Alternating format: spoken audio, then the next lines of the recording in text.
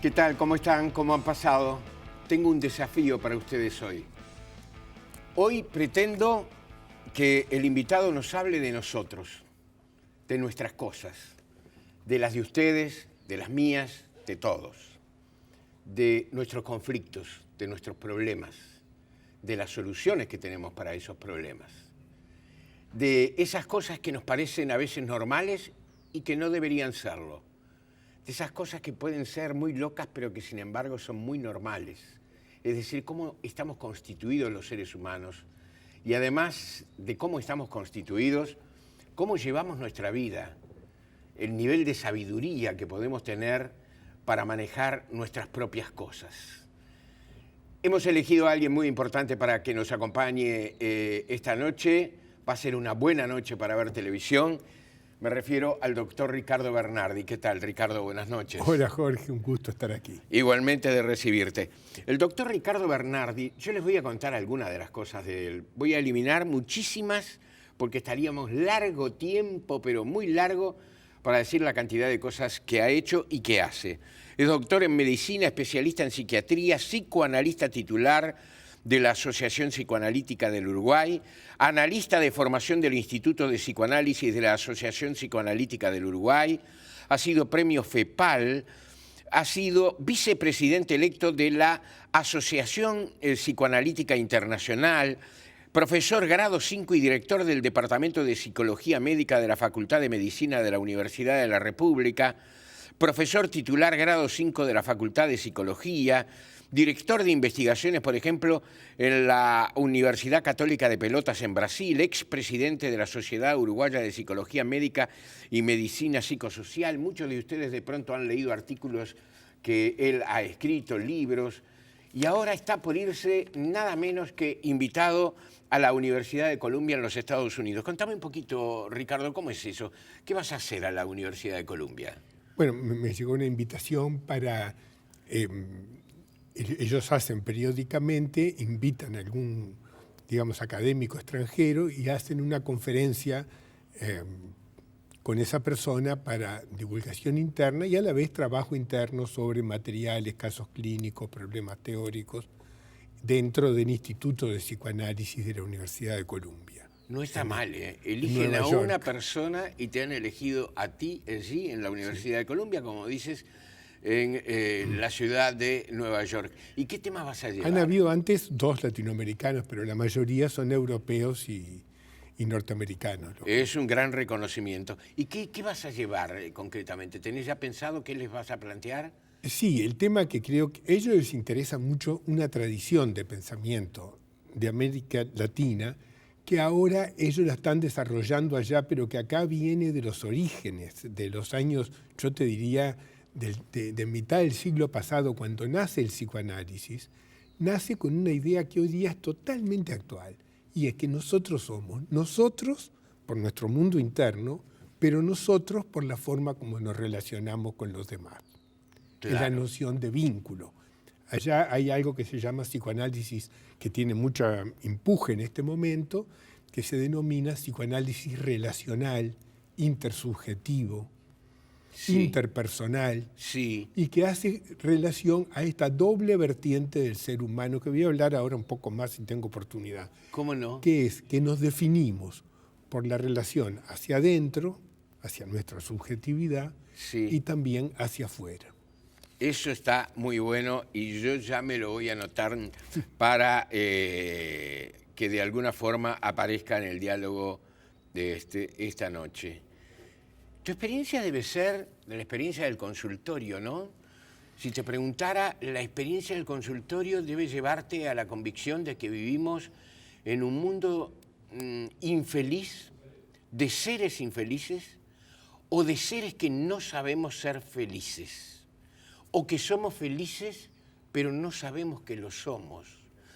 ¿Hay algo de eso?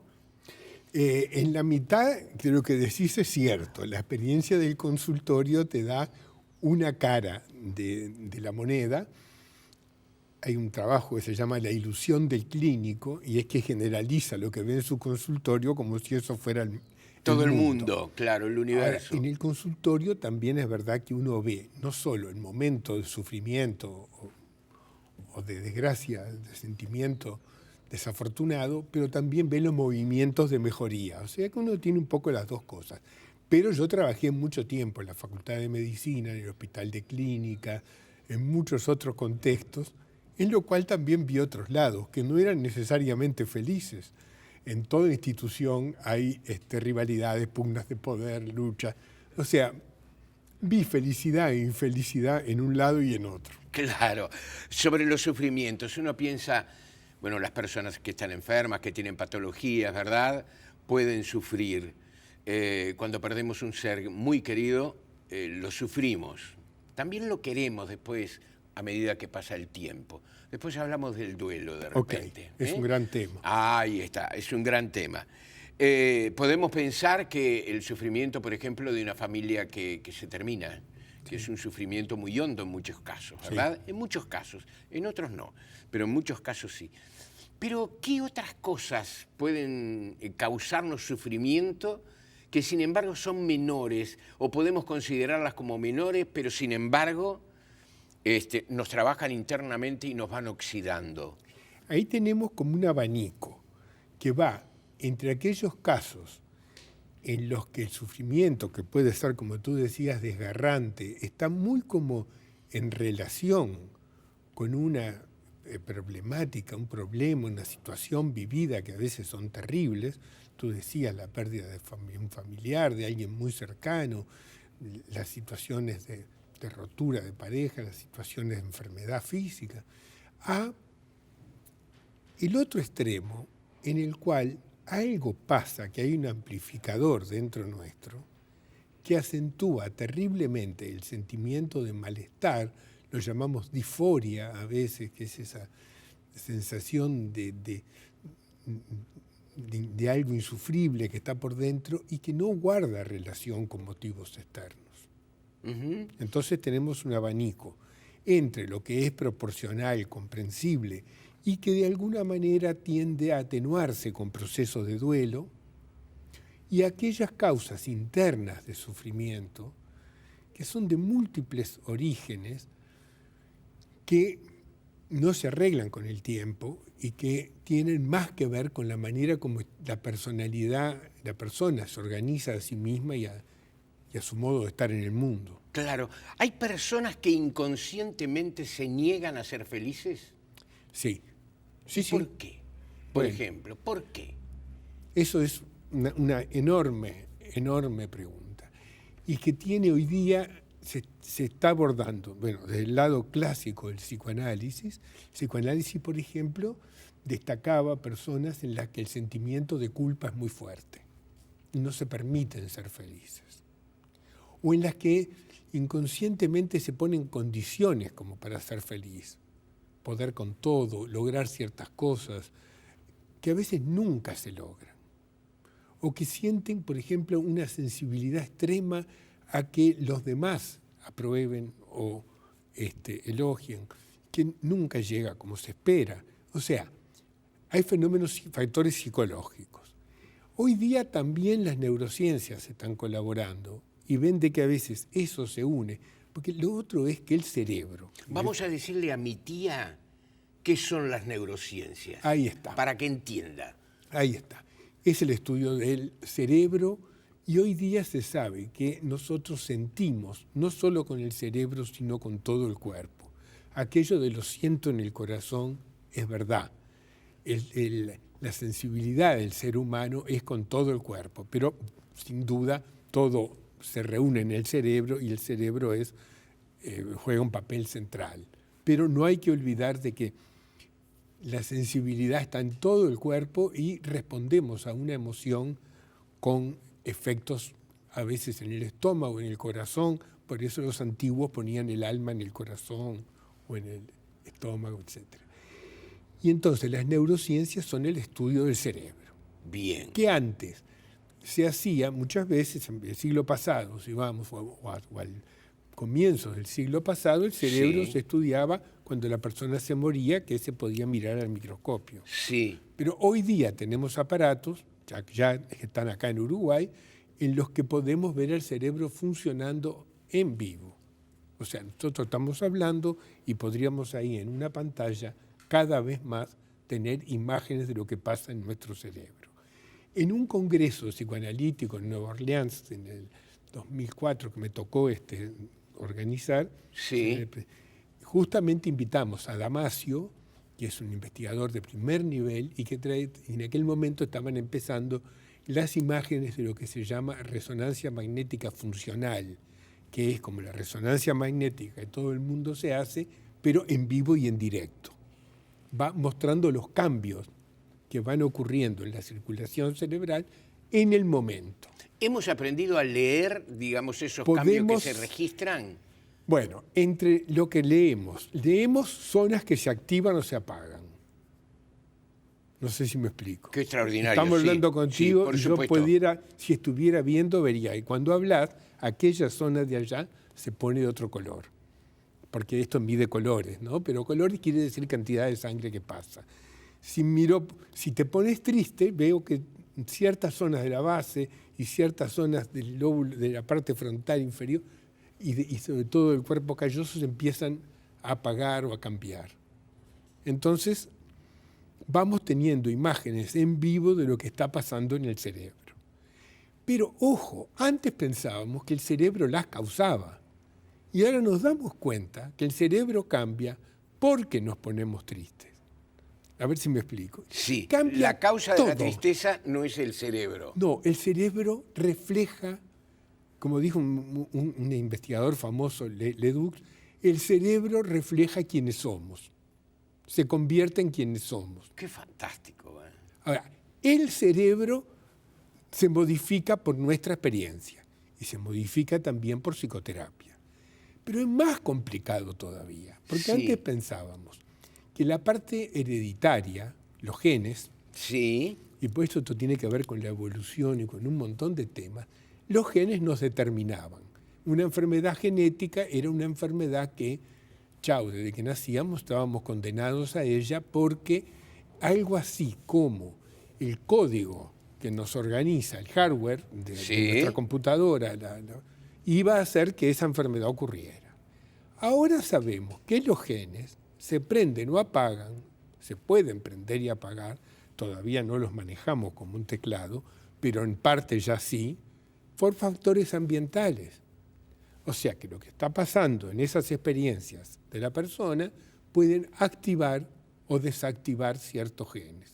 Qué extraordinario. Que ratitas que son sometidas acá hay una investigadora muy buena, Abel Ferreira, que trabaja en eso, que ratitas sometidas al estrés van después a tener determinados problemas y características. ¿Por qué las ratitas? Porque se puede hacer experimentos en ratas, pero eso ¿No en otros animales? Bueno, ratitas sí pueden ser ovejas, se trabajan también, pueden ser perros, pueden ser distintos animales. Ahí siempre las protectoras de animales son muy cuidadosas de que eso tenga cierta regulación. Claro. Pero lo que sabemos es que la experiencia humana modifica el cerebro y modifica la forma como se prenden o apagan la parte hereditaria. Qué extraordinario. Que nada es fijo. Qué extraordinario, ¿eh? Ahora vamos a ir al cerebro también. Aunque estemos lejos de tener el teclado. Sí, entiendo perfectamente. Ahora vamos a ir al cerebro también, que es un tema que nos interesa y hay un fenómeno internacional muy grande. Hay una lectura enorme de libros que nos hablan sobre el cerebro, libros que no están hechos para especialistas, sino para lectores que quieren saber más de esas cosas. ¿Qué duele más? ¿Por qué sufre más uno? ¿Un dolor de muela o un dolor del alma? ¿Qué duele más, el cuerpo o el alma? Sí, está bien. Esa es la pregunta. No es lindo ninguno de los dos. Ninguno de los dos. El dolor de muela no es agradable, pero se va a ir en pocas horas o al otro día, cuando nos atienda el especialista. El dolor crónico. Yo en psicología médica, cuando estaba en la clínica, veíamos también casos de dolor crónico. El dolor crónico es distinto, el dolor que no para, porque empieza a cambiar el alma, empieza a producir mal humor, irritabilidad, eventualmente depresión. O sea, que el cuerpo puede hacer doler al alma. Claro. Y el alma hace doler al cuerpo también. Sí. Muchas veces estas sensaciones muy penosas o dolorosas después terminan expresándose en un desarreglo de todo lo que se llama el eje, digamos, córtico, todo el eje corporal y producir efectos somáticos. O sea, tampoco están tan separados, pero ¿qué duele más? Los dos duelen. Somos cuerpo y alma unidas. Bien. Tú hablabas del dentro y del afuera del ser humano. Es decir, nosotros tenemos un aspecto, podemos llevarnos bien o mal con nuestro aspecto. Nos gustaría de repente estar siempre mejor, de repente, estar saludables, jóvenes, porque esos son los valores de la sociedad hoy, ¿verdad? No quiero decir que con eso uno se está mejor y se vive mejor. A propósito, esa es una pregunta. ¿Se está mejor cuando se es joven o cuando se es ya grande? ¿Cuándo tenemos más conflictos? ¿En qué momento de la vida llevamos una mochila más pesada? Es complicado de responder. Incluso me hace volver a la pregunta anterior, porque en esto de qué duele más, si el alma o el cuerpo, tú fíjate que hay personas que toleran, por ejemplo, la muerte o la tortura para proteger a un ser querido, para Cierto. no sentir Otros no. Porque el umbral de dolor además Porque cambia. cambia de uno a otro. Y en esto que tú me respondés también es variable, pero hay mucho estudio del sentimiento de felicidad. Hay libros sobre que estudian el sentimiento de felicidad. ¿Y de qué depende? Uno dice, ¿qué me hace ser, bueno, rico, joven y sano? Bueno, no es tan sencillo. Por ejemplo, lo de rico. Sí, si uno tiene muchas carencias, no es feliz. Hay un sentimiento de infelicidad.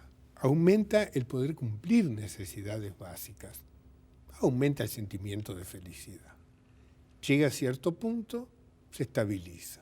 Que tengamos más, ya despierta más un mecanismo más parecido al de la adicción. Quiero más porque quiero más, no porque lo disfrute. Claro. Más. Y pasado cierto límite ya todo se despiola. Claro. No hay más relación entre que tengas, ¿no?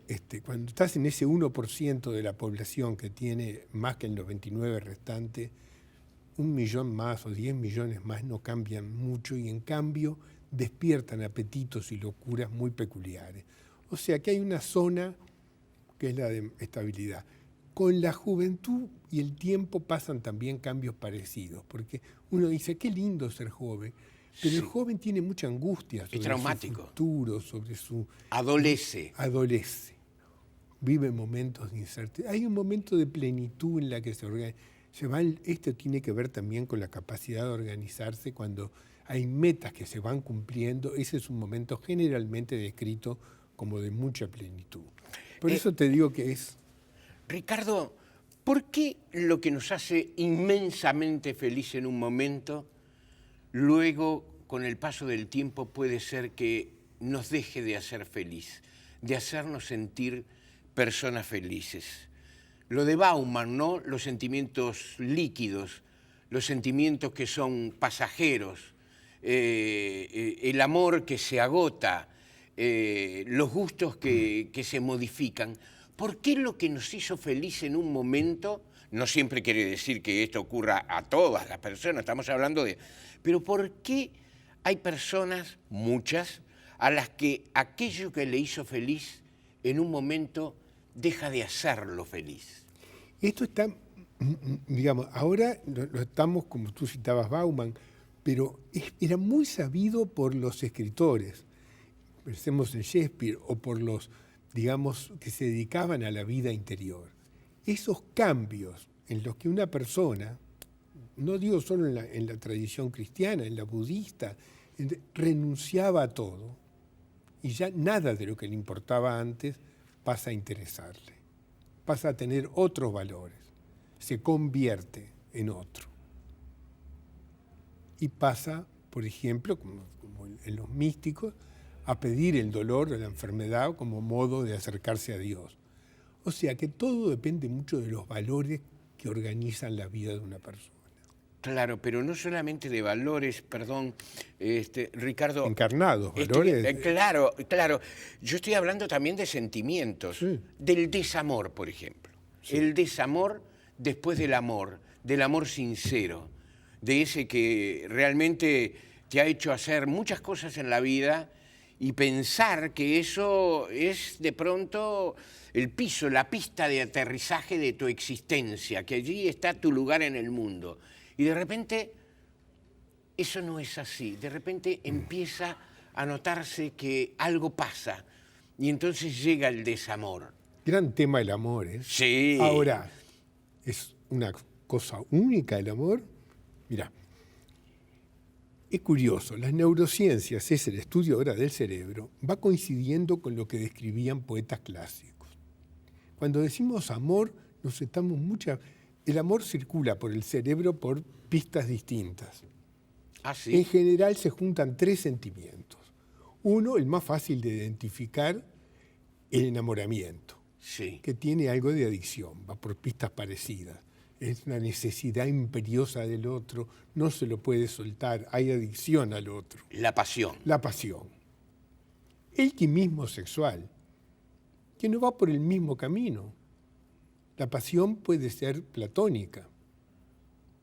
Y la piel es la piel. Y puede haber piel y no haber pasión. Y puede haber pasión y haber poca piel. Y la tercera es el compañerismo. El compañerismo. Sí, que incluye otro circuito con oxitocina y otros mediadores químicos. Entonces, los poetas sabían eso. Y que muchas veces el alma se desgarra entre un cónyuge que fue compañero o compañera toda la vida, pero por el que ya no hay más feeling, y uno nuevo por el que hay pasión, pero no hay ese sentimiento de haber compartido, ese apego de toda la vida. Y bueno, por eso es tan complicado. Claro, vivimos en un mundo cargado... Pero juntar los 3, no sí. es el que los junte, que levante la mano. Está muy bueno. El que junta pasión, química, sexual y compañerismo, apego, ese sí es afortunado. Pero se puede vivir con algunos de ellos ausentes, algunos de esos ingredientes ausentes. Si preguntás en la calle, o en mi consultorio, o en cualquier consultorio, vas a ver que muchas veces el drama es cómo compatibilizar los 3. Las 3 partes. Las 3 partes. Sí. ¿Y eso de qué manera se puede transmitir, Ricardo? Es decir, por ejemplo, yo tengo el recuerdo de mis padres. Mi padre murió muy joven, ¿no?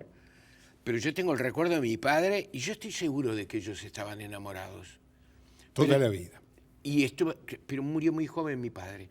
Pero más seguro estuve cuando, teniendo todas las posibilidades que yo no le negué, porque soy hijo único, a mi madre, que era una mujer muy joven cuando falleció mi padre, se negó siempre a tener una pareja o a tener una relación, a tener un vínculo, porque ella, entre otras cosas, me explicaba que nunca iba a poder alcanzar lo que había alcanzado con quien fue mi padre. Claro, ella se mantuvo el recuerdo unido de ese sentimiento completo, digamos. Claro.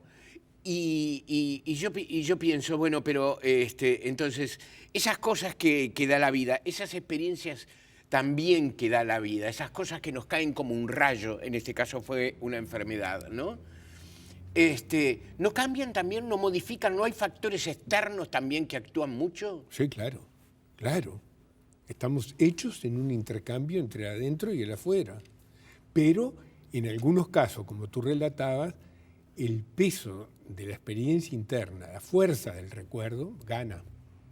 Claro. Gana frente a todo lo que puede ofrecer el mundo externo. Claro. La inestabilidad, dirías, que es un componente de los seres humanos hoy. Es una de las variables. La inestabilidad es todo un tema, es una de las variables. Porque el tema es, y entro en un tema complejo que no sé hasta dónde tú querés que yo me meta. Cuando ahora cambió el Manual Americano de Diagnóstico y Tratamiento, Sí. el DCM, Sí. ahora no está más el 4, está el 5, ¿Qué es eso?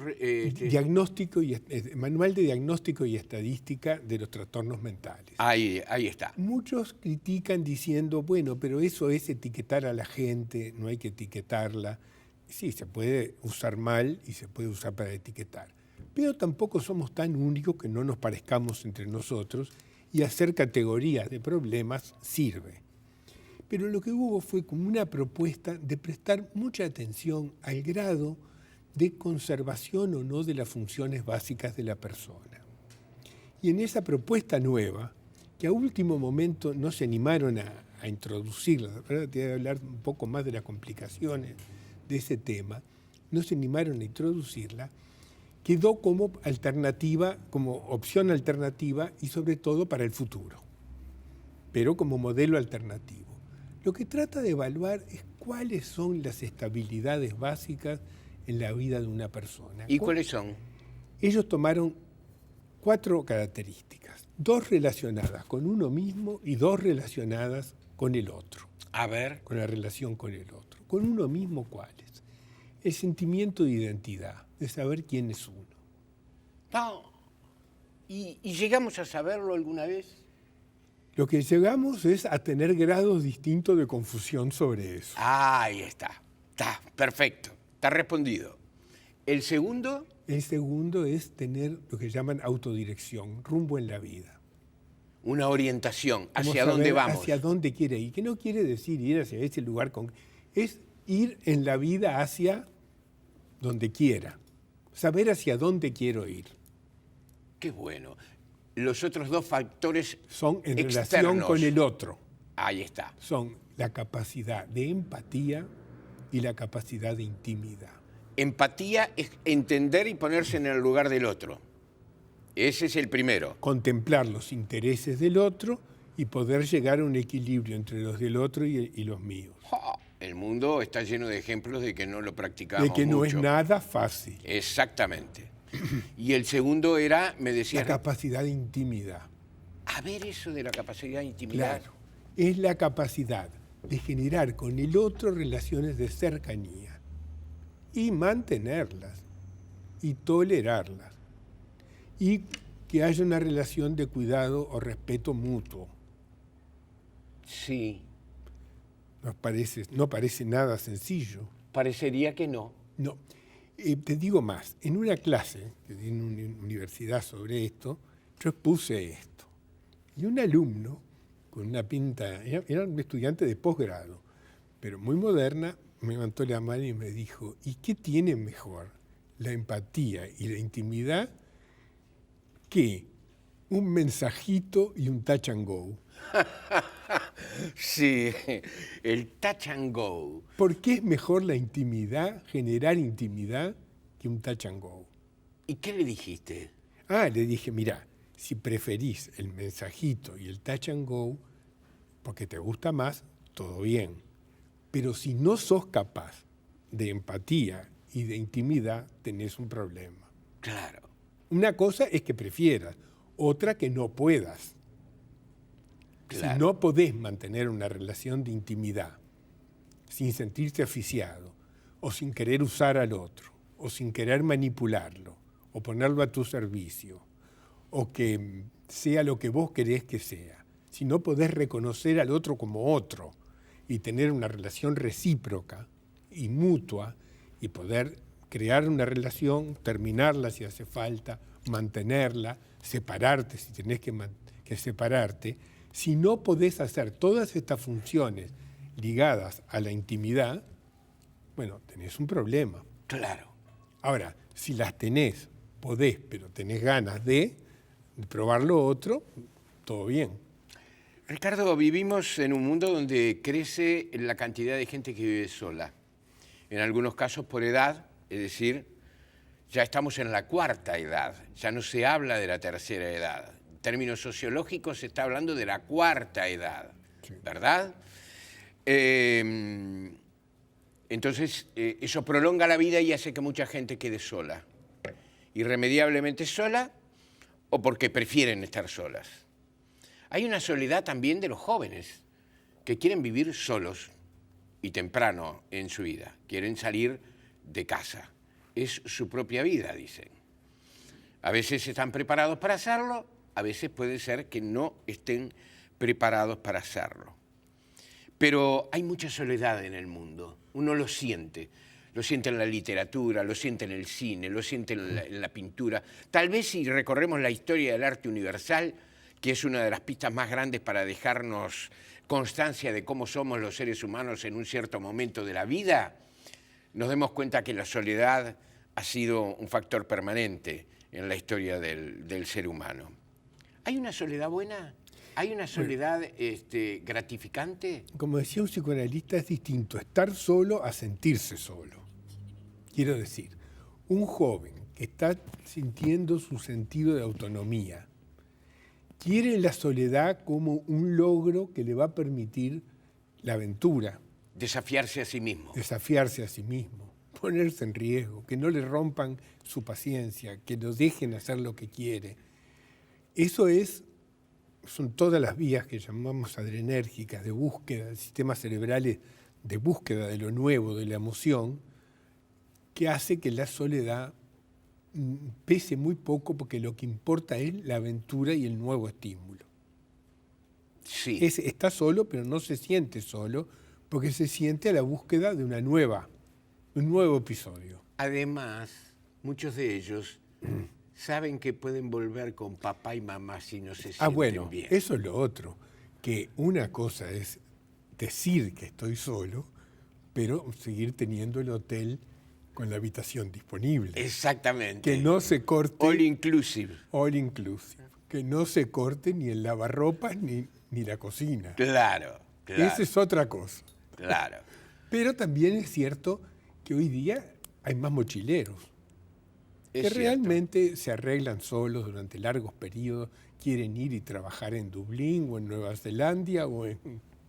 Sí, pero la soledad nos lleva muchas veces Sí, es distinto la situación... La situación de la persona que no elegida. Claro. La soledad no elegida. Y que está muy poblada de fantasmas de pérdidas. Claro. Que está poblada de recuerdos que ya no están. Claro. Cuando quedan menos flores en el cantero. Y ya está el recuerdo de los que no están. Son dos situaciones muy, muy diferentes. Una es querida, la otra es melancólicamente dolorosa o nostálgicamente dolorosa. Ese es otro lindo tema para hablar contigo. Señores, hacemos una pausa y seguimos con el doctor Ricardo Bernardi aquí en Hora Pico.